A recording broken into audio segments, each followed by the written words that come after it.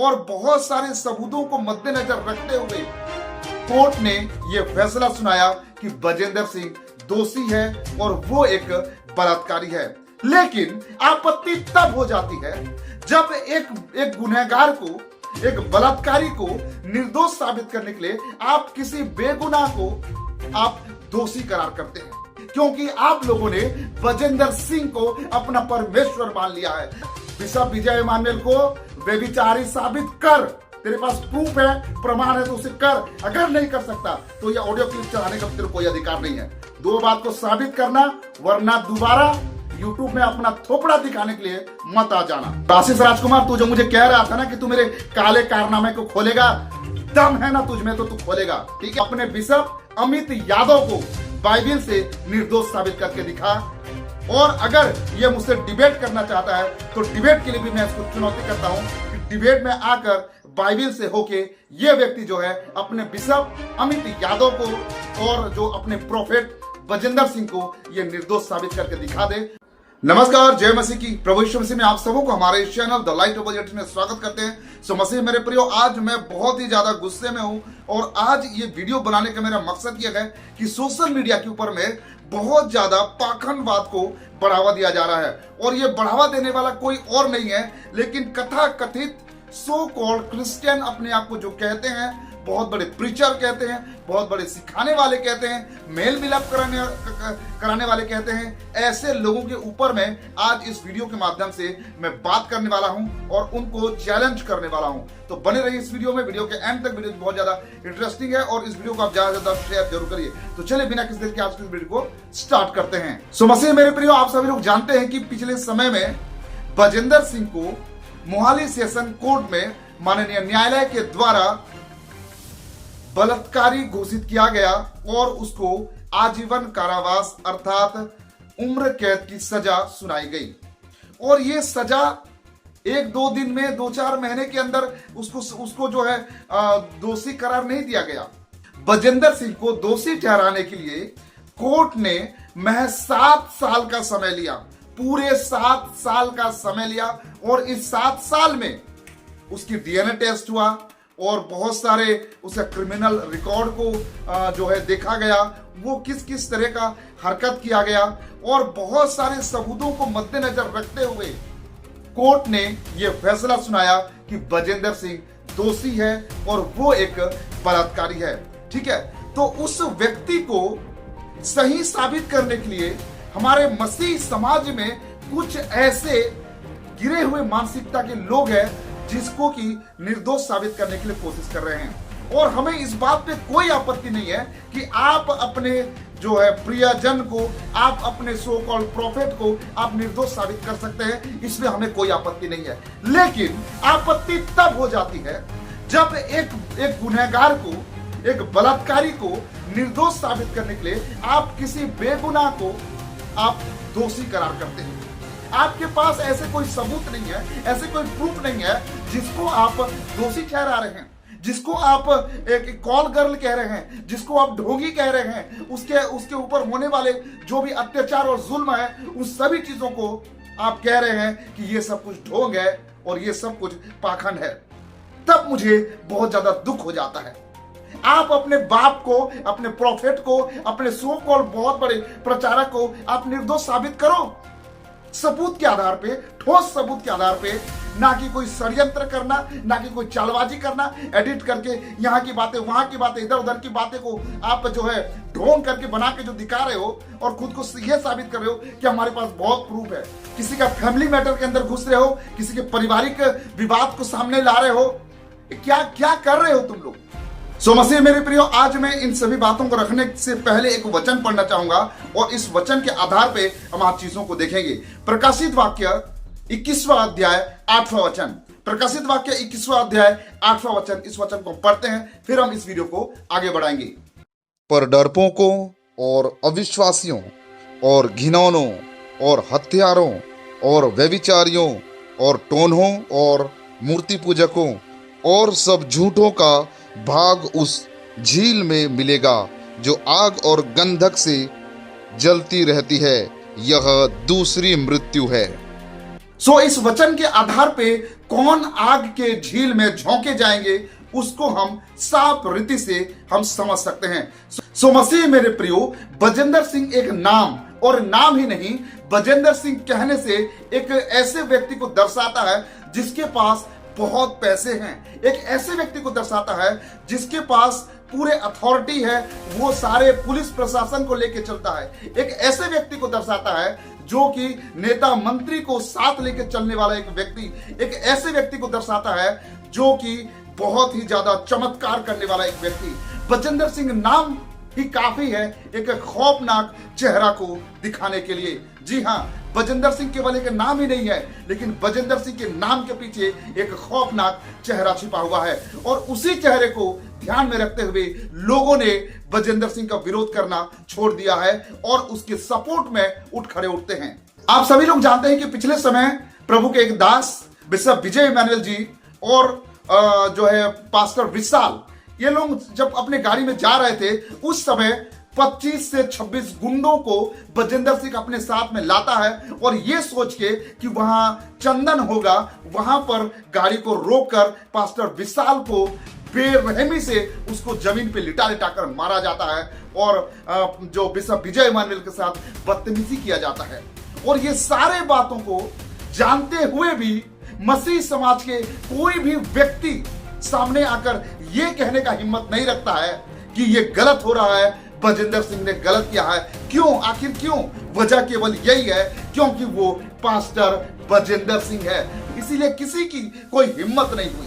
आप सभी लोग जानते हैं कि 16 से 17 साल उम्र की एक लड़की को बजेंद्र सिंह जो है उसके साथ में दुष्कर्म करता है, उसको बहुत मेंटली टॉर्चर करता है, उसको इस कदर टॉर्चर करता है कि वो अपने ऊपर होने वाले जुल्म को अपने माता पिता तक को वो कह नहीं सकती थी, अंदर ही अंदर घुटती थी, अंदर ही अंदर उसका जिंदगी तबाह होता गया, उसको पैनिक अटैक आने लगे और यहां तक कि वो मरने की अवस्था में चली गई।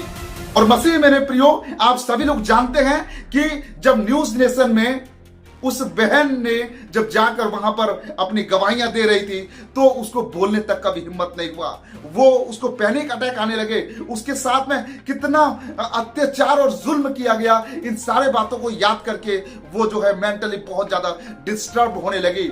और ये बहन जब न्याय की गुहार के लिए वो इधर उधर दर दर की ठोकर खाकर भटकती रही, और ऐसे बहन को सपोर्ट करने के लिए, उसकी सहायता मदद करने के लिए कोई सामने नहीं आया, किसी की हिम्मत नहीं हुई। जो सो कॉल्ड मसीह समाज कहलाते हैं, कोई भी व्यक्ति, कोई भी विश्वासी, कोई भी पास्टर सामने आकर उसको हिम्मत देने का कोशिश नहीं किया, उसको हिम्मत देने का साहस भी नहीं किया। क्यों? क्योंकि वो व्यक्ति जिसने बलात्कार किया, जिसके ऊपर आरोप लगाया गया है, वो प्रोफेट बजेंद्र सिंह है। क्यों बजेंद्र सिंह का इतना खौफ? क्यों? क्या परमेश्वर को डर नहीं है आपको? क्या परमेश्वर के प्रति आपको श्रद्धा नहीं है? और होगा भी कैसे? क्योंकि आप लोगों ने बजेंद्र सिंह को अपना परमेश्वर मान लिया है। कितना गिर चुके हैं आप लोग, कितना विश्वास आप लोगों का गिर चुका है, नष्ट हो चुके हैं आप लोग। इस समय में एक व्यक्ति का नाम जिक्र करना चाहूंगा और वो है आशीष राजकुमार।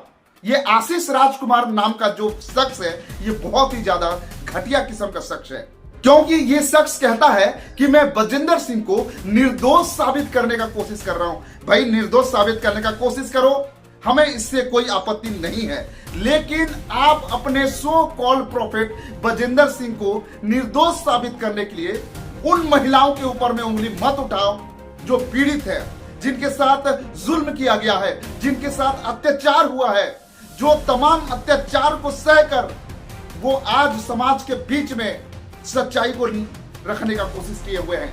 आप लोग क्या चाहते हैं? उनके ऊपर जुल्म होते रहे, अत्याचार होते रहे, महिलाओं को ताड़ना वो उनके ऊपर होते रहे और वो चुपचाप बैठे रहे? आप लोग यही चाहते हैं? पिछले समय यही आशीष राजकुमार कितने गलत तरीके से उस पीड़िता के हस्बैंड को, उसके पति को कह रहा था कि तुम अपने जो पत्नी का बात को लोगों के बीच में ला रहे हो, अपने पत्नी के ऊपर कीचड़ उछाल रहे हो, उसको बेइज्जती कर रहे हो। अरे मूर्ख आशीष राजकुमार, जरा सा भी तेरे अंदर जो है ना, थोड़ा सा भी तेरे अंदर इंसानियत नहीं है। मसीहत तो छोड़ दो, बहुत दूर की बात है, इंसानियत भी नहीं है। उसके पत्नी के साथ में इतना ज्यादा जुल्म हुआ, अत्याचार हुआ, क्या उसको न्याय के लिए वो सामने नहीं आएगा? लेकिन तुम्हारी घटिया मानसिकता, तुम लोग यही सोच रहे हो ना, तुम्हारा पापा, तुम्हारा जो प्रोफेट बजिंदर सिंह, वो कुछ भी अत्याचार करे और सब बस उसके जुल्म को सहकर चुपचाप रहे।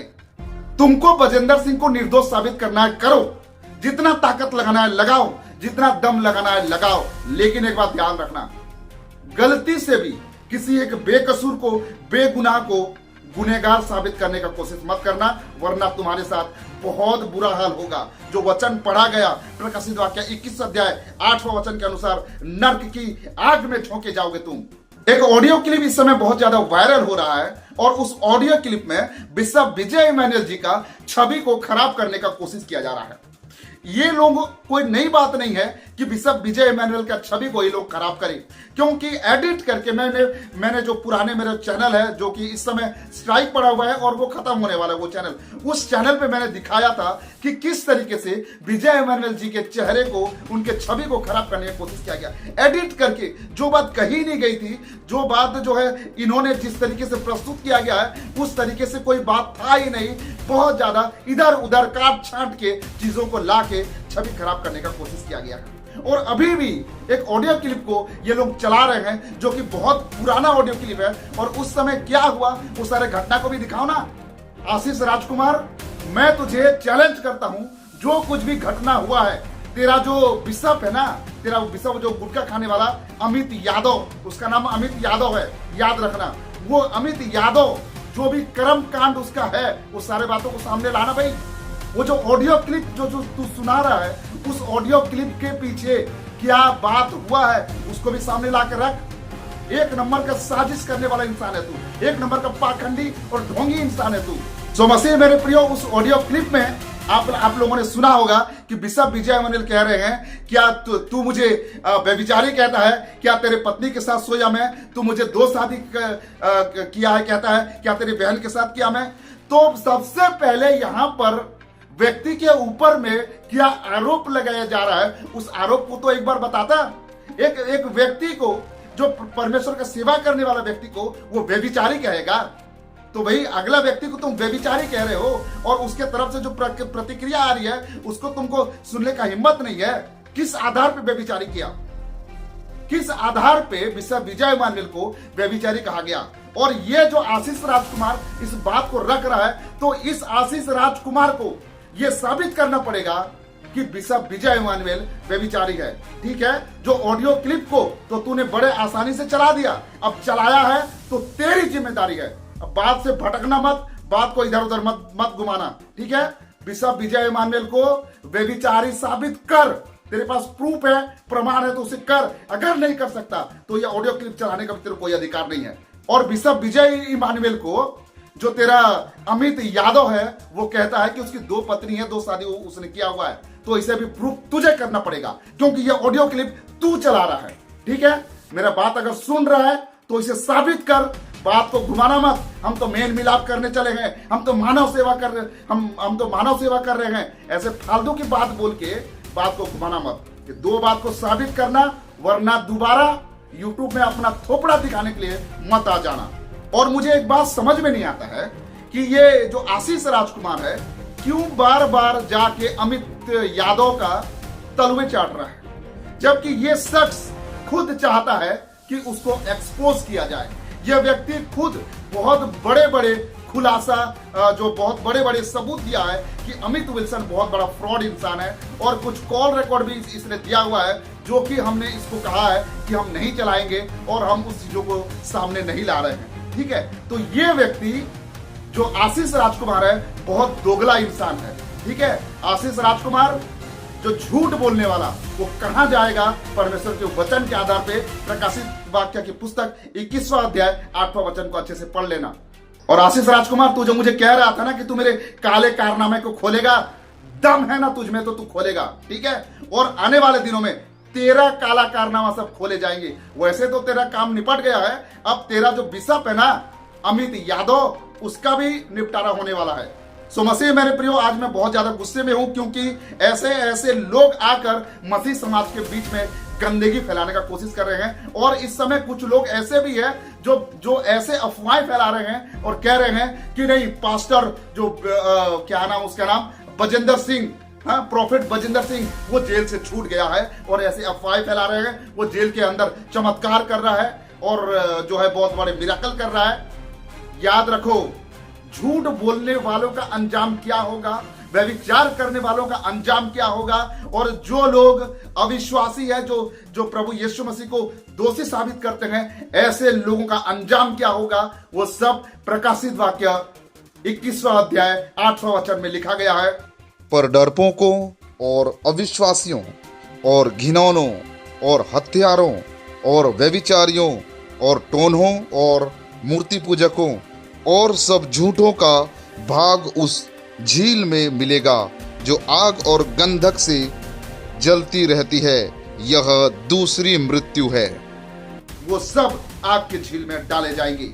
सो मसीह मेरे प्रियो, आज मैं इस वीडियो के माध्यम से इस आशीष राजकुमार को चुनौती देता हूं, चैलेंज करता हूं कि अगर तू अपने प्रॉफिट बजिंदर सिंह को निर्दोष साबित करने का कोशिश कर रहा है ना, तो बाइबिल से उसे निर्दोष साबित करके दिखा। और अपने बिशप अमित यादव को बाइबिल से निर्दोष साबित करके दिखा। और आज के इस वीडियो में मैं इस आशीष राजकुमार को चुनौती करता हूं, चैलेंज करता हूं कि ये जो जिसे निर्दोष कह रहा है, उसे बाइबिल से निर्दोष साबित करके दिखा दे। और अगर ये मुझसे डिबेट करना चाहता है तो डिबेट के लिए भी मैं इसको चुनौती करता हूं कि डिबेट में आकर बाइबिल से होके ये व्यक्ति जो है अपने बिशप अमित यादव को और जो अपने प्रॉफिट बजिंदर सिंह को ये निर्दोष साबित करके दिखा दे। और मैं पवित्र शास्त्र बाइबिल से होके इन दोनों सो कॉल गधे, सुअर और चूहों को मैं दोषी साबित करके दिखा दूंगा। सो मसीह मेरे प्रियो, जितने लोग मुझे सुन रहे हैं, जाकर आशीष राजकुमार को डिबेट के लिए चुनौती करिए। मैं उसके साथ डिबेट करने को तैयार हूं। बाइबिल के रेफरेंस के साथ मैं इसके जो है अमित यादव और बजिंदर सिंह को मैं दोषी ठहरा दूंगा, ठीक है। और ये बाइबिल से होके उसे निर्दोष साबित करे।